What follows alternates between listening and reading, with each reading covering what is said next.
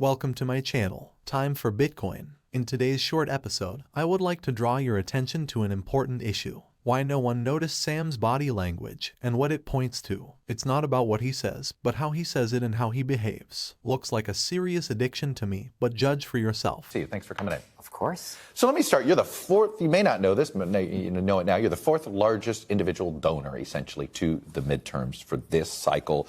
You are on a list that includes George Soros, Ken Griffin, Richard Uihlein, Peter Thiel, just below you. Why did you decide it was politics and not something more charitable to spend your money on? It's a good question. And, to be clear, we have also given, I think, upwards of $100 million this year to I'm not saying you're not charitable, but, right? But you've chosen to engage politically. This, right, exactly. Yeah.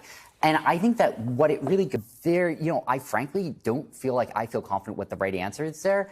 I certainly don't feel like we've necessarily reached it as a society, though. Well, you think every money you spend in politics should be disclosed publicly? Are you comfortable with that? I think that I think what I would say is, if there was a norm where every dollar that everyone donated in politics was to be disclosed publicly, I would have a lot of sympathy for that. I think I might support it. I haven't thought carefully about it enough to know. But well, it sounds like what you're saying is maybe there's some donations that you have made that you wouldn't make if you knew they were going to be immediately public.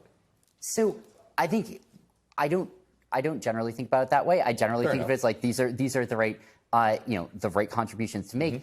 I think that and I think that there is a thing where it's important what the norms are because that's what press is going to judge everything by, right? And it's important that there is the right context.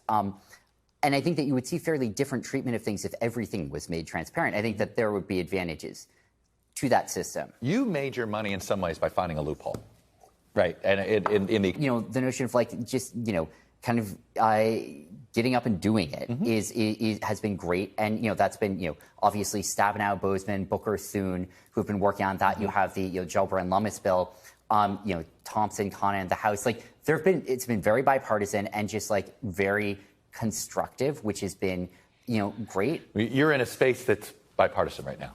That's probably helpful. You're having an experience that other people are not having. I think that's right. And I think that when I get less hopeful, it's when I see people talking about politically charged topics and just the norms of discourse crash.